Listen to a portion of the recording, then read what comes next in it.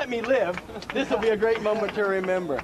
The Senate went for 2 years to every major doctor, hospital, healthcare worker, scientist, analyst, and they came back to the conclusion the only thing that will ever work for Canada is complete and utter legalization. And it is. It's a total win-win situation. In a legal environment, everything's out in the open. We know who's selling the pot. We'll see who's buying the pot. We'll see what they're spraying on the pot. GST and PST will be collected, so we'll be paying our share. You know, even the producers will be paying income tax. We'll have to make sure our indoor grow ops are safe. But you know what? If marijuana were legal, or now that marijuana is legal, we shouldn't be growing indoors because it's inefficient. We should be growing out in our backyards, filling the backyards up with pot. We should be taking all the available empty land, and there's so much of it, and putting a greenhouse up, because you can have plants that grow 15 feet tall in greenhouses that yield £1 each. We should be going for economy scale where we're producing 10 times more, so that even if marijuana drops 5 or 6 times in price to $30, $40 an ounce, we'll all still be rich because America will consume our marijuana endlessly.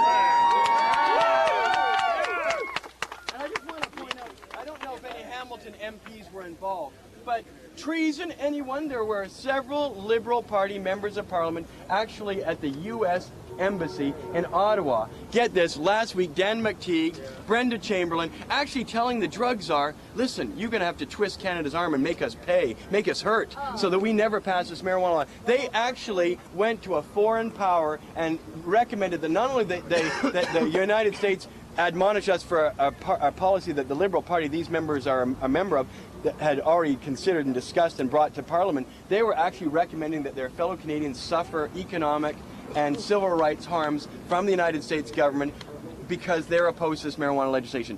These people are traitors. Dan McTeague, Brenda Chamberlain, Roger Galloway, these people are traitors. They are scum. In the old days, people would have lynched them. They would have been executed. They would not have been allowed to walk the streets. They have gone to one of the world's most dangerous foreign powers and actually asked them to disrupt our economy, which hurts all of us, to hold our trucks up at the border. And so when you've got people in the government going to foreign powers to do this, you can see how much our liberty is a threat to their control over the way we live. And that's what it's all about. It's all about control. Marijuana is not unhealthy. No study. They say we don't have the studies. There's millions of studies. People have been smoking pot forever. You know what I know? No one who ever smokes just pot dies of cancer. No one gets respiratory ailments. You don't see it. Not a one. You know, 400,000. My God, 400,000 people die from tobacco and lung and respiratory diseases that result from it every year. And there's not one single evidence in any coroner's report where a person who smoked just marijuana, and hey, I've smoked for 23 years, I know people smoke 25, 30, 35 years, not a single person has any kind of cancer in the lungs or respiratory system. And everybody always brings up Bob Marley. Bob Marley got cancer of the foot, and it spread to his brain. So the parts that didn't get cancer were the parts that had marijuana in them. Right? I don't know, maybe he could have bathed in oil or something, but suffice to say, it started in his tongue. It went to his brain. I was actually scheduled to go to the concert in London, Ontario in 1980 when his last tour was on, and it got canceled at his Toronto date. And he was diagnosed with cancer, and he died 3 months later.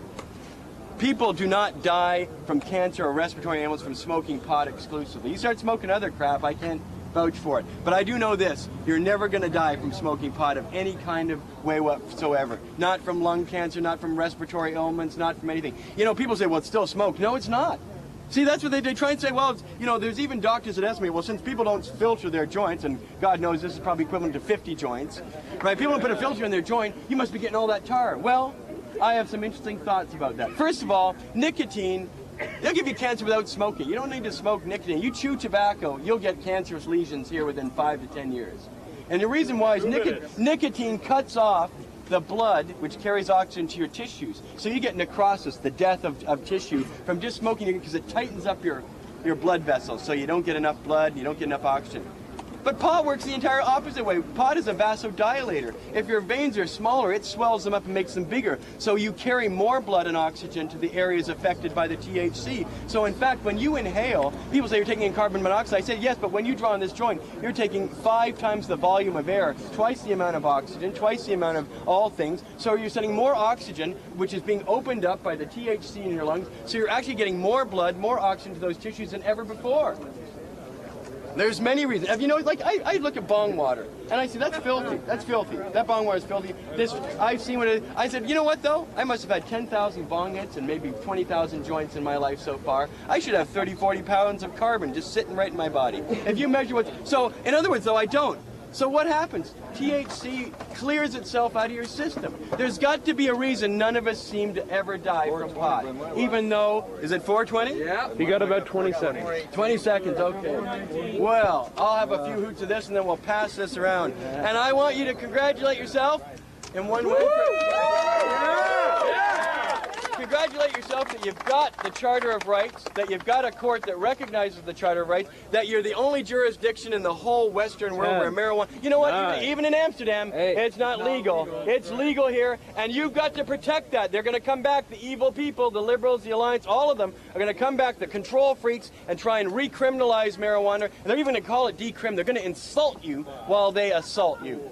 Right, they're going to insult you while they assault you. They're going to tell you it's decrim while they're bringing back all the bad old days before legalization. Here's to smoke easies. Here's to our freedom. Here's to the Charter of Rights.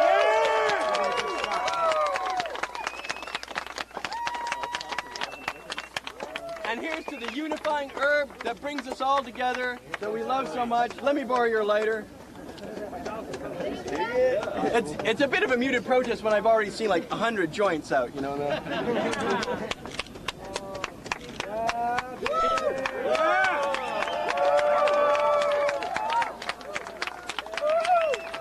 Feels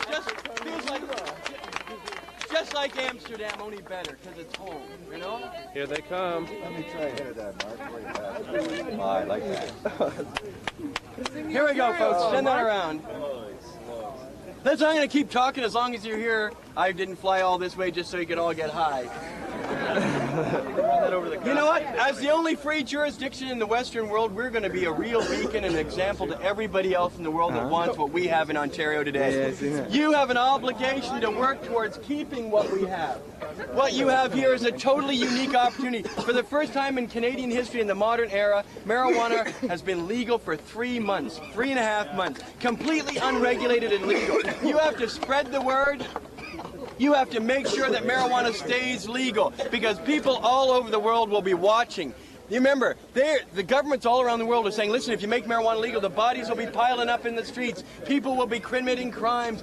Organized crime will be out of control. Everything. All the bogeymen they've ever thought of, they bring up. But in fact, the opposite will happen. Nothing bad will happen. Only good things happen.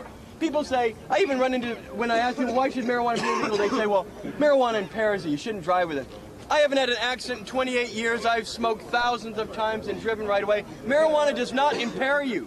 If marijuana impaired you, we wouldn't do it. We drink alcohol if we wanted that. We smoke marijuana to enhance our existence, to enhance our senses, to make life richer, better, more revealing. You know, people actually smoke marijuana for enlightenment. Enlightenment doesn't usually come from a willing person. Even if marijuana makes you think differently, that's what it's supposed to do. It's supposed to change the way you look at the world around you. You're not supposed to just use it to relax and feel comfortable. You're supposed to use it to think about things, to play with your children, to deal with your children. Don't you think that's why they don't want us to smoke it? It's one of the many reasons, because they don't want our minds open. Well, they want us controlled and scared. Moose Jaw Madness. Woo! Moose Jaw. Wow, that's our Moose Jaw Madness, did you say? Oh my goodness. Well, that's what we need. A Canadian festival of herb right here. That's right. Although I'll give the Hamilton Police Department credit, they're certainly acknowledging the spirit of the law, even if they don't like it. And that makes you wonder, why don't police like it? They should love marijuana being legal. But two whole generations of Canadians would have a different relationship with the police once marijuana were legal and accepted. Because right now, 3 million Canadians view every police officer as a potential enemy at all hours of the day because we have to hide because of the police. Once the police say marijuana is legal, we don't care, fine with us. All of a sudden, we're back, we're all members of the Canadian family. Then both police officers that are scapegoated as much as we are in many ways, and ourselves. I think it would unify the disconnect that police officers and the millions of Canadians that smoke marijuana currently have forced on both of us by prohibition. Prohibition. We are not criminals. We're not criminals.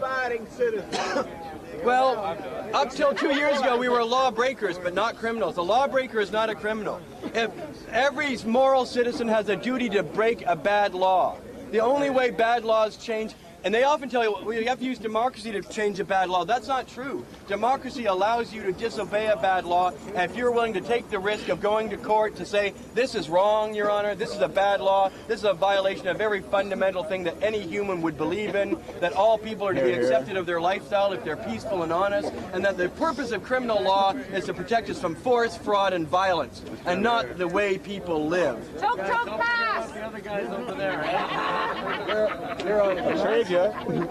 That's it? Oh, okay, here, go ahead. If there is anyone against it, explain this one to me. I have cancer and I smoke, and it helps me.